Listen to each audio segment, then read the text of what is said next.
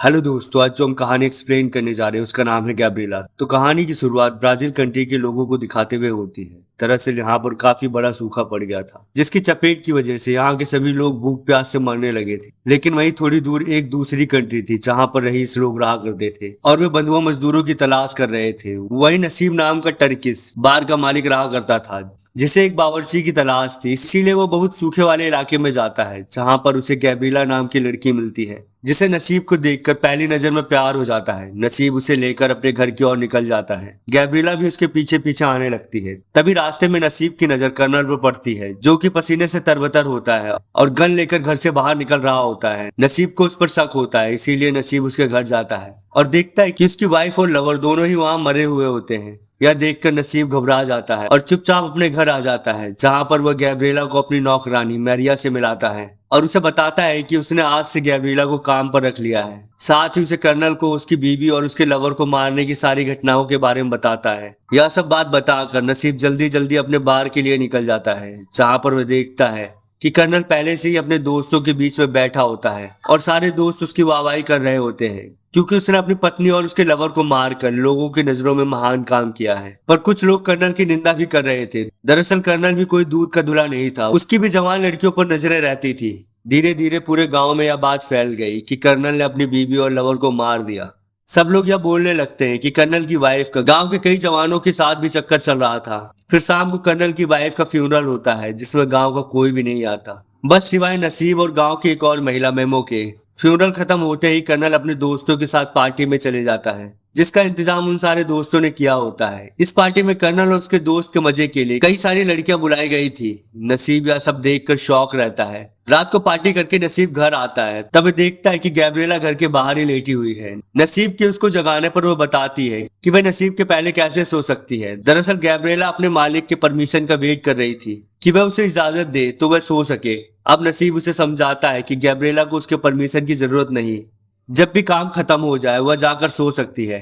नसीब के घर के बगल ही एक रईस आदमी रहा करता था, जिसमें रीटा नाम की औरत काम करती थी। घर का काम करने के बाद वे जो वहां से आते जाते मर्द थे उन्हें रिझाया करती थी, लेकिन लोगों की नजरें उस पर कम और गैब्रिएला पर ज्यादा पड़ रही थी। इधर नसीब गैब्रिएला के बने हुए पकौड़ों को अपने कस्टमर्स को दे रहा होता है, जो कि काफी ज्यादा पसंद किए जा रहे होते हैं। इसी दौरान कर्नल अपनी वाइफ और उसके लवर को दफनाने के लिए ले जा रहा होता है। लोग तरह तरह की बातें करना शुरू कर देते हैं कि इन दोनों का प्यार बहुत ही सच्चा था, इसीलिए ये दोनों एक साथ ही दफनाए जा रहे हैं।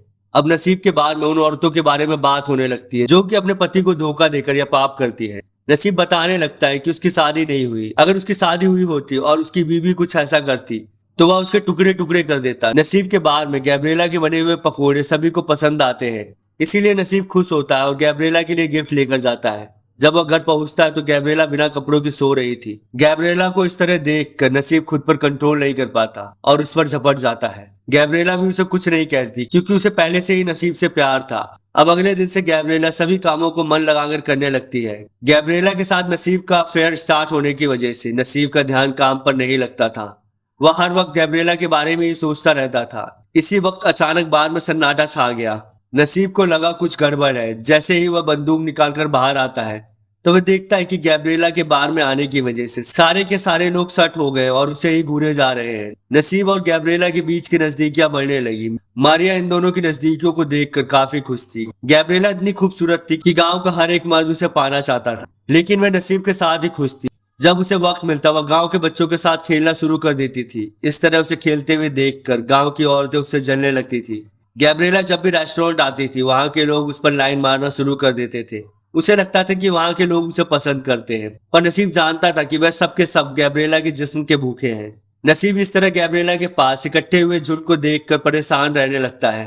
तभी टोनी नाम का आदमी नसीब को आइडिया देता है कि वह उससे शादी कर ले। नसीब उसे बताता है कि वह गैब्रिएला से शादी तो करना चाहता है, लेकिन गैब्रिएला एक बंधुआ मजदूर है और उसके पास कोई पेपर भी नहीं, साथ ही वह पढ़ी लिखी भी नहीं है और गैर कानूनी तरीके से यहाँ रह रही है। कुछ दिनों बाद इस गांव में एक इंजीनियर आता है, जिसने अपने आविष्कारों से गांव वालों की लाइफ इजी कर दी थी। जिस खुशी में उसे पार्टी में बुलाया जाता है। हर रोज की तरह रीटा गांव के लोगों को लुभाने के लिए विंडो पर आ जाती है।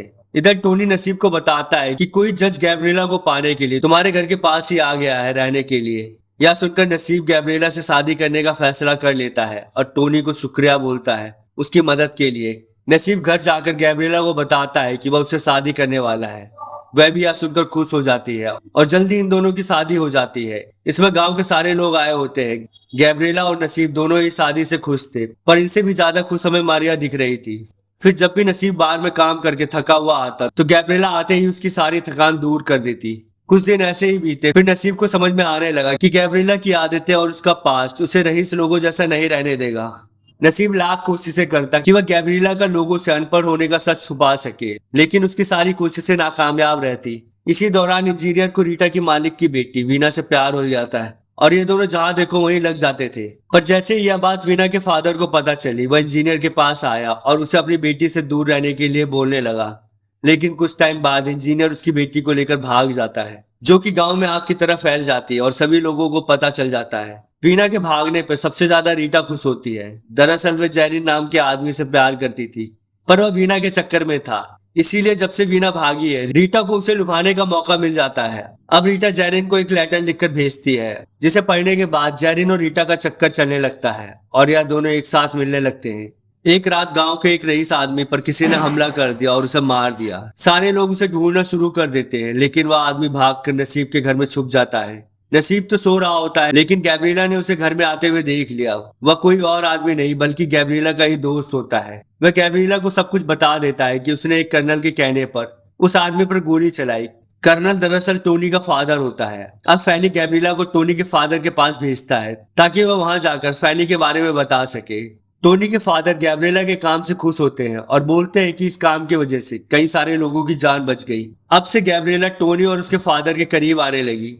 लेकिन दूसरी तरफ नसीब को इस बारे में कुछ भी पता नहीं होता। कई दिनों तक फैनी की तलाश गांव में चलती रहती है, पर वह अभी भी किसी के हाथ नहीं लगा। इसी बीच नसीब को गैब्रिएला पर शक होने लगता है कि वह कुछ तो छुपा रही है। गैब्रिएला उसे बोलती है कि ऐसा कुछ भी नहीं है, पर नसीब को गैब्रिएला का दूसरों मर्दों से मिलना बिल्कुल भी पसंद नहीं था। एक दिन गैब्रिएला ने हद ही पार कर दी जब गांव में सर्कस के लोगों के साथ नसीब ने गैब्रिएला को हंसते खेलते हुए देखा।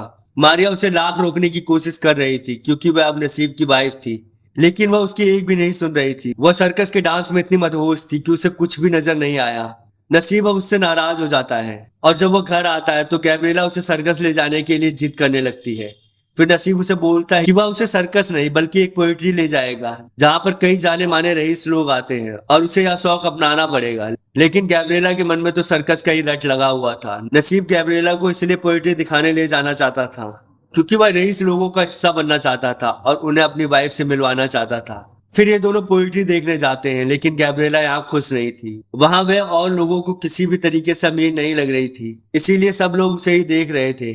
लेकिन इसी दौरान जब टोनी और उसके फादर वहां आते हैं तो वो सबसे पहले गैब्रिएला से मिलते हैं, जिस वजह से नसीब खुश हो जाता है। उसी रात जब नसीब और गैब्रिएला घर वापस आते हैं तो वह घर से छुपकर निकल जाती है और सर्कस में जाकर मजे करने लगती है। सर्कस देखकर गैब्रिएला बहुत ही खुश होती है, लेकिन उसे पता नहीं होता कि उसकी जिंदगी में तूफान आने वाला है। अगले दिन जब नसीब बार में जाता है तब वह देखता है कि उसी का नौकर उसके गले से चोरी कर रहा था। नसीब उसे जाकर मारना शुरू कर देता है। अब इस पिटाई से बचने के लिए नौकर बोलता है कि वह उस पर नजर ना रखकर अपनी बीवी पर नजर रखे, जो कि टोनी के साथ अफेयर कर रही है। नसीब के घर पर जाने पर यह बात सही निकलती है। टोनी घर पर ही पाया जाता है। वह उसे मारकर घर से भगा देता है। फिर नसीब गैब्रिएला को भी घर से निकाल देता है। नसीब गैब्रिएला से बहुत ही ज्यादा प्यार करता था, वह चाहकर भी उसे मार नहीं सकता था। इसीलिए अब नसीब के वकील दोस्त ने टोनी का पर्दाफाश किया कि टोनी ने गैब्रिएला के नकली पेपर्स बनवाए थे शादी के लिए, ताकि उसकी शादी आसानी से हो जाए। फिर यह पेपर नकली होने की वजह से सभी लोग मान जाते हैं कि इन दोनों की शादी भी नकली थी। इसी वजह से नसीब अपनी बदनामी से बच जाता है। कोर्ट से छुटकारा पाने के बाद नसीब भी कर्नल की तरह ही जश्न मनाने लगता है और लड़कियों के साथ नाचने लगता है। लेकिन जब भी वह लड़कियों के साथ नाचता या मजे करता, उसमें उसे गैब्रिएला ही नजर आती। इतनी पार्टी और सब कुछ करने के बाद भी वह उदास रहने लगा। उसे हर वक्त यही लगता था कि गैब्रिएला उस गांव को छोड़कर चली गई, लेकिन गैब्रिएला छुप छुप कर नसीब को देखा करती थी। गैब्रिएला ने जो कुछ भी किया था उसके लिए वो बहुत ज्यादा रिग्रेट करती है, लेकिन अब वह चाहकर भी कुछ नहीं कर सकती। गांव में इस तरफ नसीब का रिश्ता टूटा था और दूसरी तरफ जेरिन और रीटा का रिश्ता बन रहा था। फिर कुछ दिनों बाद टोनी के फादर की मृत्यु हो जाती है और उसके फ्यूनरल पर नसीब की नजरें गैब्रिएला पर पड़ती है, लेकिन वह उसे उस वक्त भी कुछ नहीं बोलता। टोनी के फादर के फ्यूनरल के बाद एक जश्न मनाया जाता है क्योंकि वह इस सिटी के मेयर थे और उसने यहाँ का कानून बहुत ही सख्त किया हुआ था। जो कोई भी टोनी के फादर के खिलाफ आवाज उठाता वह उसे मरवा देता था। यही रीजन था कि वहां के सारे लोग उसके मरने पे खुश थे। उसी रात जब नसीब अपने घर आता है तब वो गैब्रिएला को उसे देखते हुए देख लेता है। नसीब गैब्रिएला को माफ कर देता है और उसे अपना लेता है क्योंकि उसे एहसास हो जाता है कि वह दोनों एक दूसरे से दूर नहीं रह सकते। और यह मूवी यही खत्म हो जाती है। इस मूवी को पूरी देखने के लिए आप मेरे टेलीग्राम चैनल को ज्वाइन